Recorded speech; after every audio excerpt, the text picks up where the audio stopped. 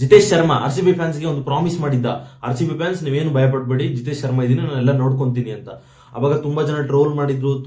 ನಿನ್ನೆ ನಡೆದಂತ ಮ್ಯಾಚ್ ಅಲ್ಲಿ ಲಿಟ್ರಲಿ ಹೇಳ್ತೀನಿ, ನಿನ್ನೆ ಮ್ಯಾಚ್ ಯಾರೆಲ್ಲ ಮಿಸ್ ಮಾಡ್ಕೊಂಡಿದ್ರು ನಿಮ್ಗೆ 1 ನಿಮಿಷ ಮೌನಾಚರಣೆ ಅಂತ ಹೇಳ್ತೀನಿ. ಬಿಕಾಸ್ ಆ ಟ್ವಿಸ್ಟ್ಗಳು, ಆ ಟರ್ನ್ಗಳು, mind blowing, one of the best IPL match ಅಂತ ಹೇಳ್ಬೋದು.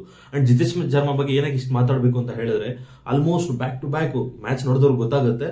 ಒಂದು ಒಳ್ಳೆ ಗುಡ್ ಸ್ಟಾರ್ಟ್ ಬಂದಿದ ತಕ್ಷಣ ಎಲ್ಲ ವಿಕೆಟ್ಸ್, ಲಿಯಮ್ ಲಿವಿಂಗ್ಸ್ಟೋನ್ ಔಟ್ ಆಗ್ತಾರೆ, Rajat Patidar back to back out ಆಗಿದ ತಕ್ಷಣ ಮಯಾಂಕ್ ಅಗರ್ವಾಲ್ ಮತ್ತೆ ಜಿತೇಶ್ ಶರ್ಮಾ ನಿಂತ್ಕೊಂಡು almost without wicket loss almost 228 run chase ಮಾಡ್ತಾರೆ. ಅದರಲ್ಲಿ ಜಿತೇಶ್ ಶರ್ಮಾ 49ರಲ್ಲಿ ಕ್ಯಾಚ್ ಔಟ್ ಆಗುತ್ತೆ. ಅದೃಷ್ಟ ಏನಂತಂದ್ರೆ ಔಟ್ ನೋ ಬಾಲ್ ಆದಾಗ ಲಿಟ್ರಲಿ ಹೇಳ್ತೀನಿ, ದಿಗ್ವೇಶ್ ರಾಠಿ ಗೊತ್ತಲ್ಲ, ಸಿಗ್ನೇಚರ್ ಕಿಂಗ್, ನೆಲದ ಮೇಲೆ ಸಿಗ್ನೇಚರ್ ಬರೀತಾನೆ. ಜಿತೇಶ್ ಶರ್ಮಾ ಆವಾಗ ಎಕ್ಸ್ಪ್ರೆಷನ್ ನೋಡಿ ಲಿಟ್ರಲಿ ಬೇಜಾರಾಗುತ್ತೆ. ಪಾಪ 49 ಹೊಡೆದು 1 ರನ್ ಮ್ಯಾಚ್ ಸೋದಿದ್ರು ಅಟ್ಲೀಸ್ಟ್ ಹಾಫ್ ಸೆಂಚುರಿ ಆಗ್ತಿತ್ತು ಅಂತ. ಅದು ಅವನ ಡೆಬ್ಯೂಟ್ IPL ಹಾಫ್ ಸೆಂಚುರಿ ಅಂತ ಹೇಳ್ಬೋದು. ಅದಾದ್ಮೇಲೆ ಆ ನೋಬಾಲ್ ಹೊಡೆದ ನೋಡುಗರು, ಬಾಬಾ ಏನ್ ಸಿಕ್ಸ್ ಗುರು, ಅದು ಲಿಟ್ರಲಿ ನೋಡಿದ್ರೆ ಗೊತ್ತಾಗುತ್ತೆ, one of the best six ಅಂತ ಹೇಳ್ಬೋದು. ಆ ರೇಂಜ್ ಅಲ್ಲಿ ಹೊಡೆದು RCB ಮ್ಯಾಚ್ ನ ಗೆಲ್ಸಿ ಇವತ್ತು ಮೈನ್ ಕಾರಣ ಬಂದು ಜಿತೇಶ್ ಶರ್ಮಾ ಅಂತ ಹೇಳ್ಬೋದು. And Mayank Agarwal supportive role ಆಗಿರ್ಬೋದು, ವಿರಾಟ್ ಕೊಹ್ಲಿ ಹಾಫ್ ಸೆಂಚುರಿ ಆಗಿರ್ಬೋದು, ಫಿಲಿಪ್ ಸಾಲ್ಟ್ ಆಲ್ಮೋಸ್ಟ್ ಒಂದು 6 almost back to back 4s ಆಗಿರ್ಬೋದು.